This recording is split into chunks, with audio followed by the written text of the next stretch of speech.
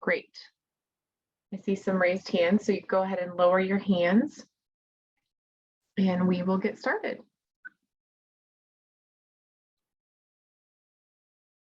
Welcome and thank you for attending the Colorado Podiatry Board's stakeholder meeting via webinar today. The date is August 1st, 2022, and the time is 1 p.m. Before we get started, we would like to introduce the staff members from the Division of Professions and Occupations that are present. My name is Darcy Magnuson, and I'm a regulatory analyst with the division. Also attending is Karen Phelan, the program director of the board, and Elena Kemp, regulatory coordinator. Due to concerns regarding COVID-19, the division has transitioned to a platform that is 100% virtual, and we appreciate your flexibility. As many of you have been to DORA stakeholder meetings before, we would like to reiterate the importance of your comments today. DORA makes decisions every day that may affect your life and your business, so your input is vital in the rulemaking process.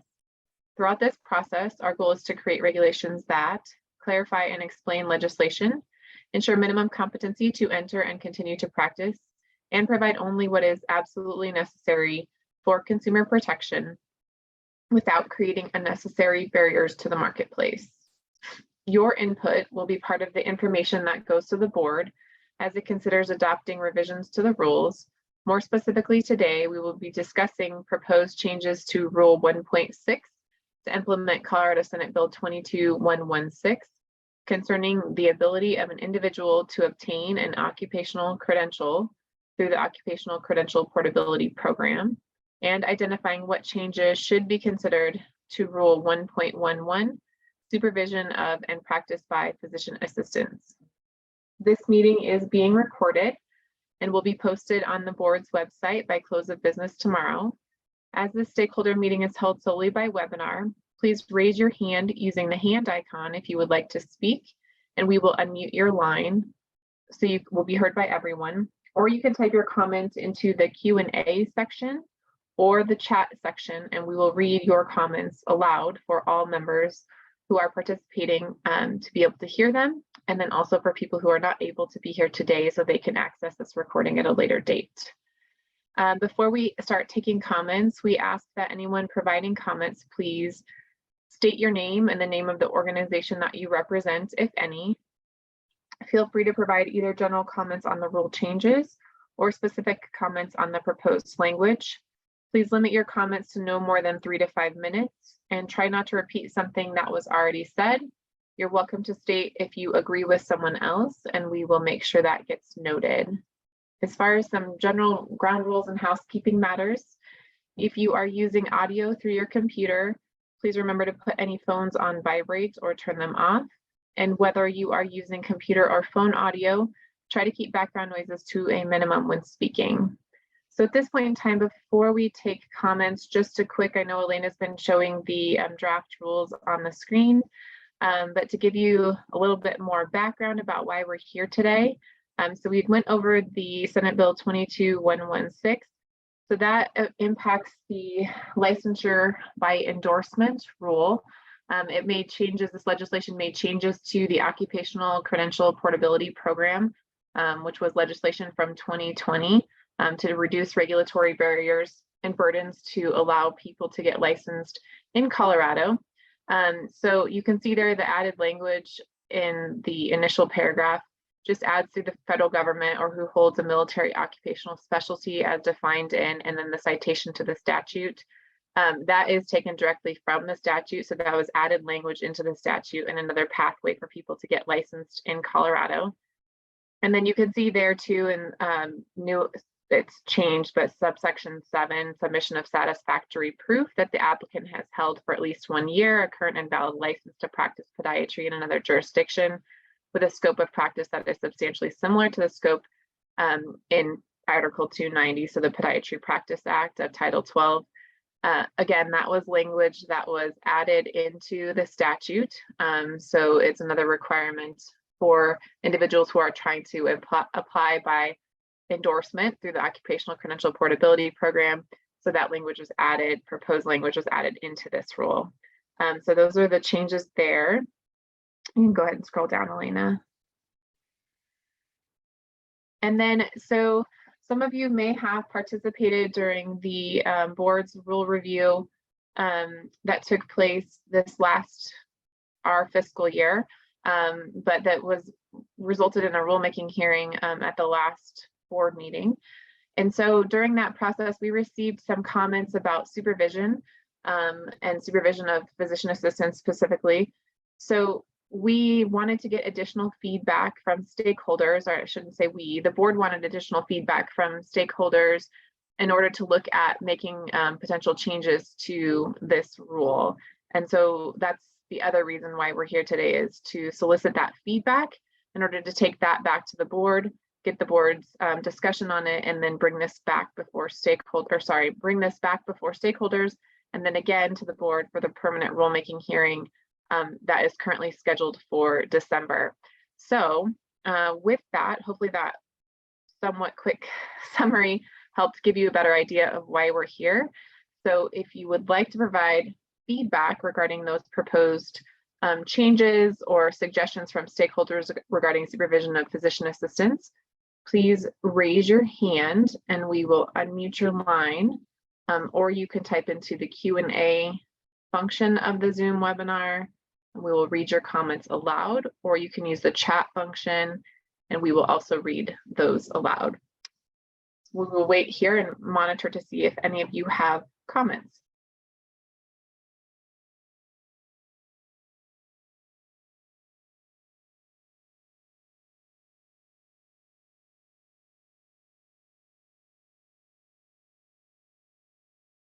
Mr. or Doctor, I don't know titles, so Daniel Shadrick, you are unmuted on our end.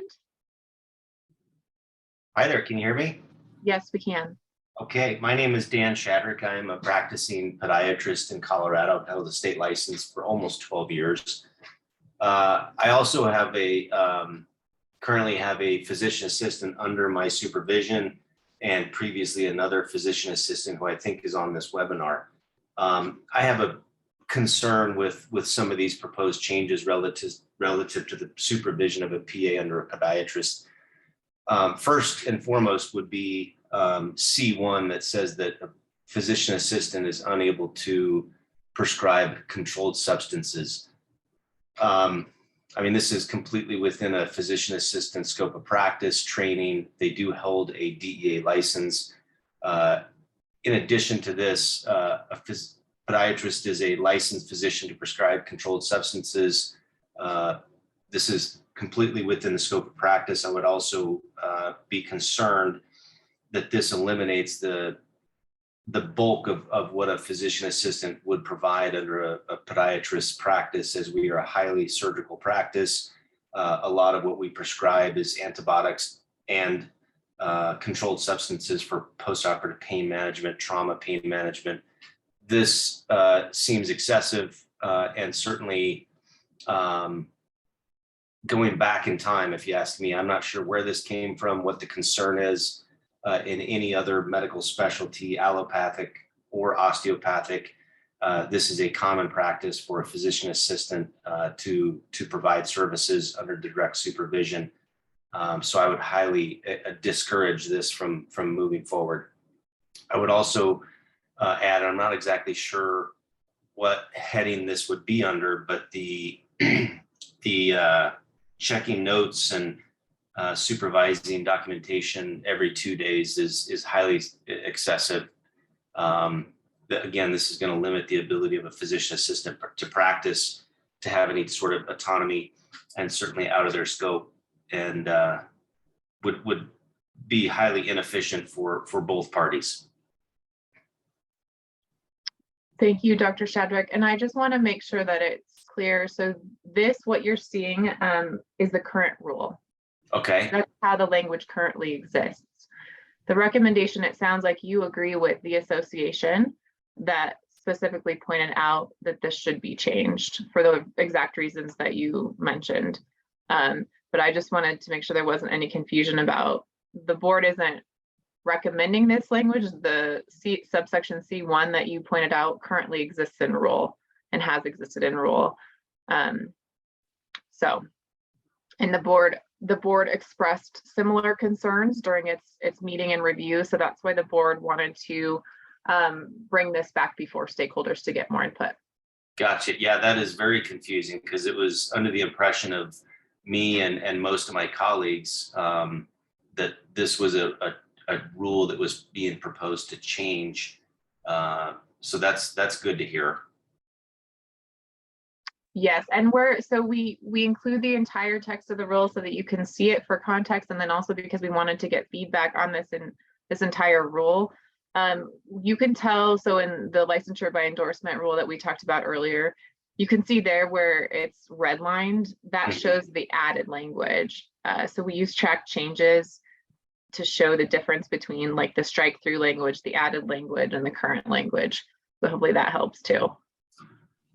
So just to clarify, that the board is proposing that rule be eliminated to where a physician assistant is able to prescribe Schedule II medications and to lessen the frequency of note documentation and monitoring and review. So the board didn't make any, they didn't go into that type of discussion. The board had concerns about the rule after reading the comments from the Colorado Academy of Physician Assistants and other stakeholders, wanted to get feedback. So I can't speak on behalf of the board, but the board will then discuss and make any proposed changes at its next meeting. And then from there, we'll bring it back to stakeholders so you can see what the language that the board's proposing, and then it will go back before the board for the hearing. So there's still time for the board to flesh this all out.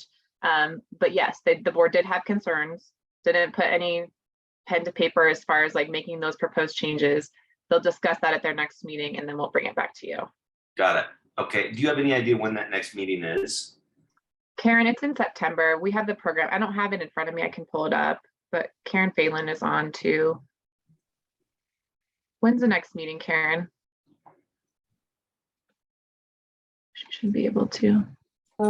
I am sorry, I'm looking right now. I should know that right off the bat. It is September the 9th. Okay. And at that meeting, we won't, stakeholders won't be able to talk to the board, right? So that's why we give this recording of the meeting to the board. But you will be able to listen in and hear the board's discussion. Okay. And then after that, at the rulemaking hearing, which is in December, at the regularly scheduled board meeting, you can testify before the board to one final time. So just so you get it better, because I know the process can be a little bit confusing for people. Yeah, I think, this is all very confusing. I think, this came to light to me in reading the changes. And also, not only do I have a PA under my supervision, but my wife is also a PA. And so, I think the consensus is that the proposed changes are to to reduce the scope of practice and limit the PA's ability to practice under a physician. So that might be something that I don't know who makes that, but maybe should be clarified that these are things that we're trying to improve, not eliminate. I appreciate that. Okay.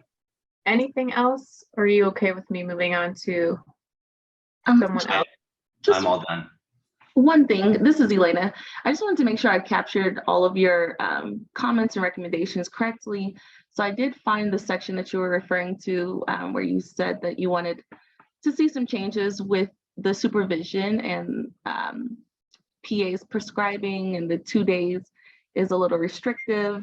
Is this the correct section that you were referring to? Yeah, well, I think that's part of it. And there's also a larger section that talks about, I might have to go back and look at it. There's a larger section in here somewhere that talks about not just prescriptions and co-signing prescriptions, but also supervising documentation, and that all documentation has to be reviewed within the same day. All of which is, this doesn't happen in any practice of medicine.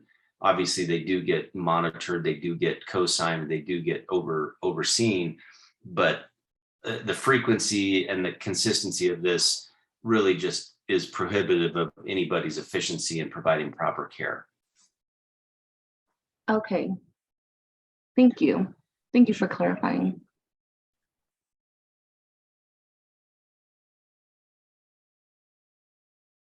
Okay, next up, I show Miss Rebecca Bellway. I have unmuted you. Hi, can you hear me? Yes. Great, thank you. So my name is Rebecca Bellway.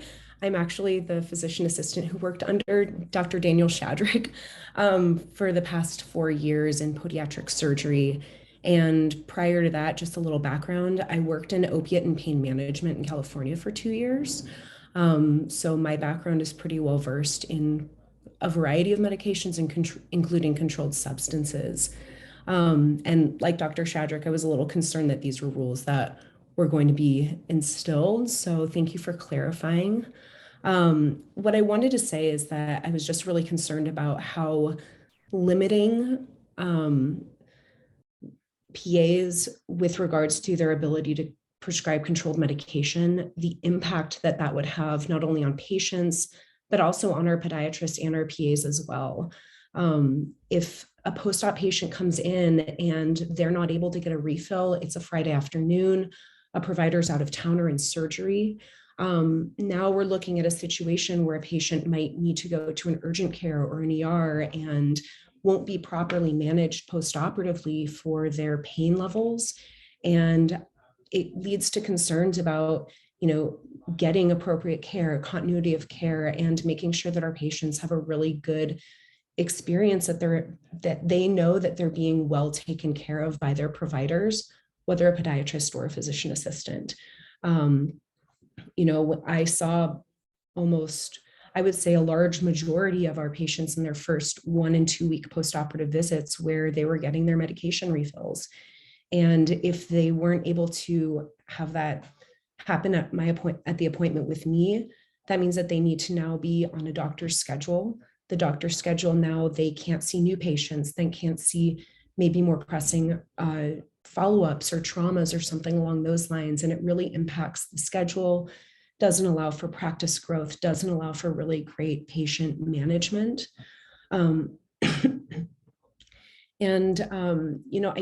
I just want to say that I absolutely loved working in podiatric surgery, and I was really proud to work for my surgeons, and the knowledge that I gained from them will definitely make me a better provider in the future. But one of the concerns that I had was that if you limit existing and incoming PAs who are trying to get into the podiatry field right out of the gate, this is only going to push away able-bodied providers and physician assistants who really do want to work in this field, because you're not allowing them to work within their legal scope of practice. And I think that applies not only to controlled medications, but also in their ability to work autonomously within an office, be able to see their own patients. And I understand that that comes with a really intimate level of trust between the physician assistant and the doctor, that we understand that we're working in their doctor's interest as our doctors would. And so it just is really important to make sure that, having someone look over your shoulder, review your charts every 2 days, it really limits that ability for the physician assistant to feel like they're making that contribution to medicine and able to appropriately take care of their patients.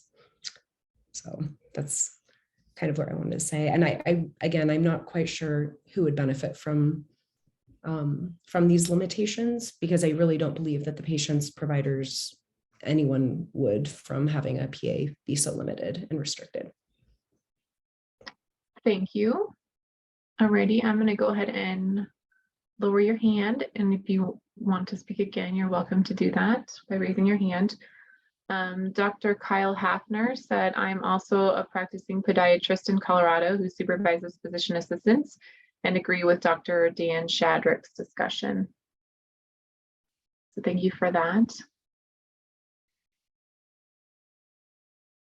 And while we wait to see, we have some others who are on the webinar. If you want to provide any comments, now's your chance. Just as a reminder, you can always submit written comments after today's meeting to the rulemaking inbox, which is Dora_DPO_rulemaking at state.co.us, and we can drop that into the chat so that you have it. all of the information regarding rulemaking is posted on the board's website under the public notices tab. So you should be receiving that information if you are a licensee, or you can sign up to receive stakeholder updates as well on our website if you're not a licensee. So just a reminder there. And I see Mr. I don't know if you're Dr. James Davis, but your hand is raised. I've unmuted you. Can you hear me? Yes, we can. There you go. This is James Davis. I work with Dan Shadrick as well as Rebecca, and we currently have Amanda, another PA, with us.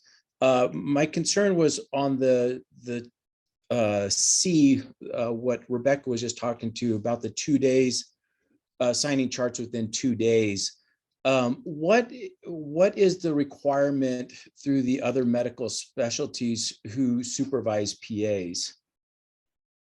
Do we know that offhand? Is it within 2 days where prescriptions have to be signed, or is it, weekly, or is it a monthly review of X number of charts?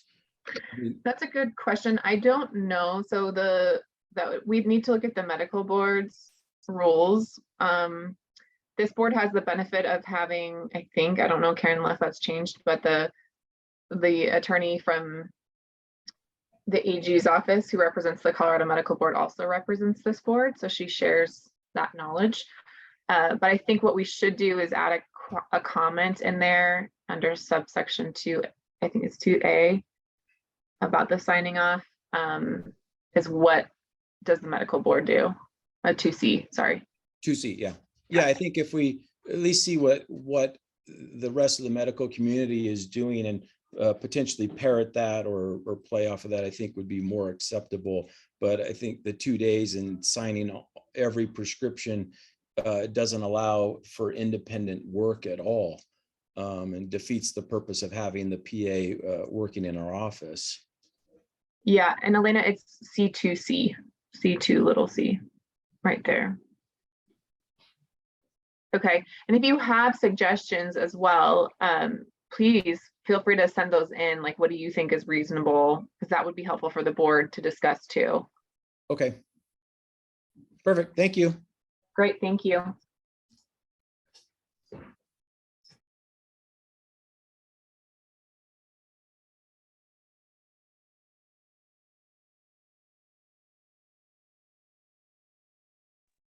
Anyone else? We've heard from, it looks like 4 out of the 5 people. So we have one more. If you're just listening, that's fine too.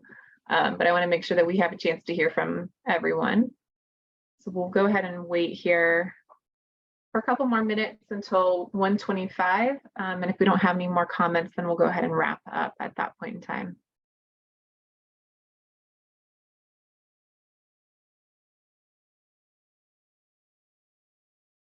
Rebecca Belway, I've unmuted you. Yeah, thank you. I just want to make one last comment about the controlled substances, is that according to just the AAPA, the Academy for Physician Assistants, PAs can write any schedule between 2 and 5 within the state of Colorado, as long as they're licensed. So it kind of directly just goes against the legality of what we're allowed to do as PAs here in the state. I made sure that I looked that up last night just to make sure that I had all my legal wording correct, but we are legally allowed, as long as we're licensed, to write for medication between 2 and 5 under the supervision of our providers. Great, thank you. Thank you. Vinita Tiagi, I probably mispronounced your name. Does this rule align with Rule 400 related to PAs? Off the top of my head, I do not believe that it does. I think that we should add a comment into this rule to look into that. And then my question for you is it your recommendation that it should align with Rule 400 regarding PAs? And for those of you who are listening that don't know what Rule 400 is, it's the Colorado Medical Board's rule related to supervision of physician assistants. And then we have another written question comment from Dr. Daniel Shadrick. I would agree that having comparable scope to the rest of medical specialties including allopathic and osteopathic specialties, is what the Board of Podiatry should be pursuing in regards to PAs under podiatry supervision.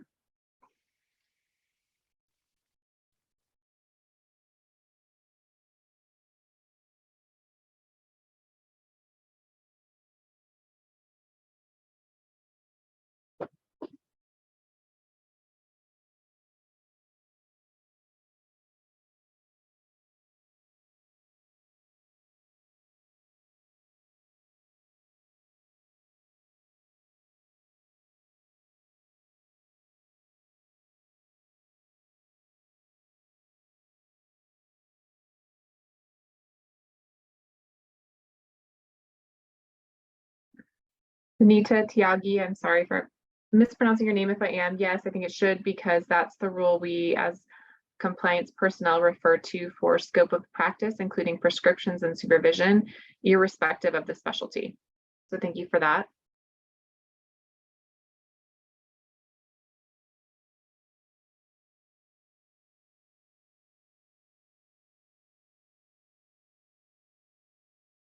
Okay. I'm going to go ahead and close out and talk about next steps. I will check raised hands and Q&As and chats one more time before we end. But thank you for participating in today's meeting. All comments and stakeholder recommendations will be provided to the board for review and consideration before, as we talked about, the next meeting on September 9th.